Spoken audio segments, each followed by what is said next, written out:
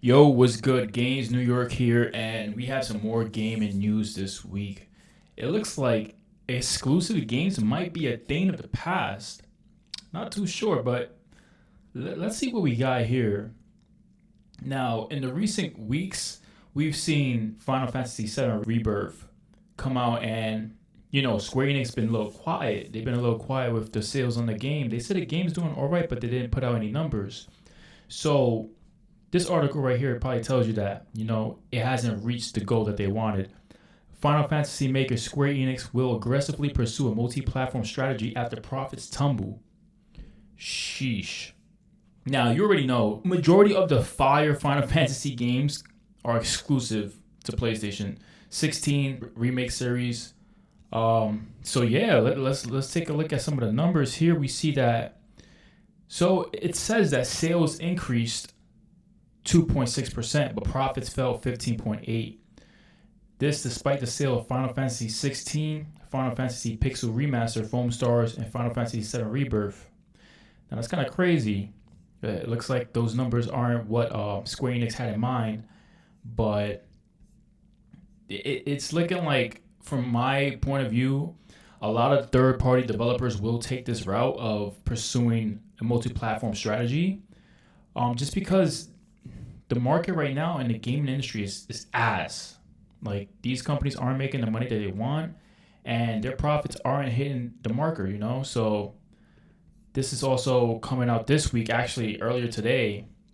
More Xbox games are coming to PlayStation. It is claimed that more Xbox games are coming to PlayStation. This is kind of wild. Windows Central Jazz Corden has claimed that more Xbox first-party titles are currently in development for PlayStation, which is wild.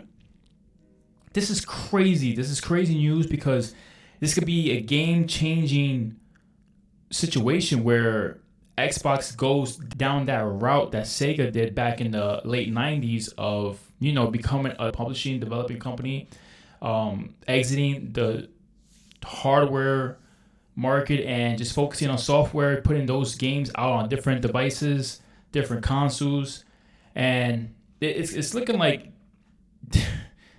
a downfall for Xbox. I hate to say it, man. I hate to say it. But according to a new report by Jez Corden, more upcoming Microsoft-owned games, Xbox first-party games, are in development for PlayStation under the code name Latitude. While Corden doesn't go into detail on what exactly these games are, it said that they're potentially obvious games you most likely expect. So in my mind, I'm thinking Halo, Gears, Forza, man, throw in some Starfield. That game ain't do shit on Xbox. Might as well throw in some Starfield, right? So this is huge. Obviously, take this with a grain of salt. This can be rumored. Nothing is set in stone. Nothing's official from Xbox or Microsoft. But man, the writing's on the wall, bro. That's what I'm saying. And from what I've heard, this is coming from like the higher ups. This is not even an Xbox department. This is a Microsoft department. I think he mentions it here as well.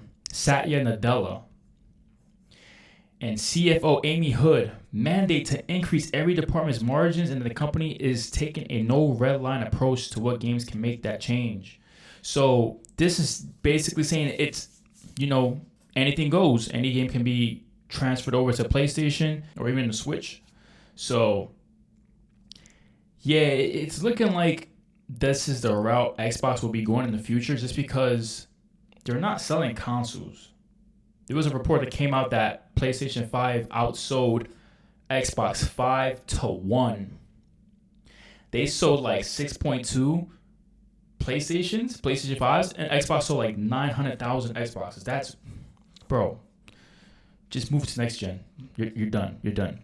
So obviously Xbox, they don't put numbers out in terms of their console sales. They just put percentage, like, oh, we're down this and such percentage.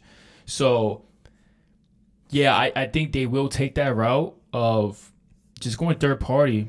It's the best solution, I feel. Obviously, I have no idea what's going on behind the business aspect of Xbox, but from what it seems like, viewing things from a consumer standpoint and a gamer standpoint, just looking at all these like articles coming out on Xbox closing developing teams, and slowly putting games onto the PlayStation and Nintendo's consoles, and just testing the water, seeing what happens there. I think that they're noticing that, listen, people are playing these games on these consoles, and we got to change our approach, man.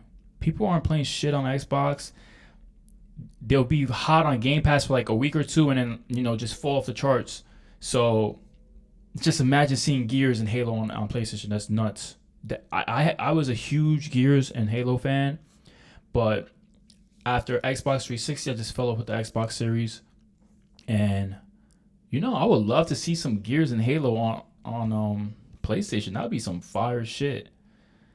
And it has been said, even based on what Digital Foundry has put out, a lot of the games that have come out that were exclusive to Xbox ended up coming out on PlayStation 5, ran better on a PlayStation 5. So shit, man, it's not looking good in terms of Square Enix approach.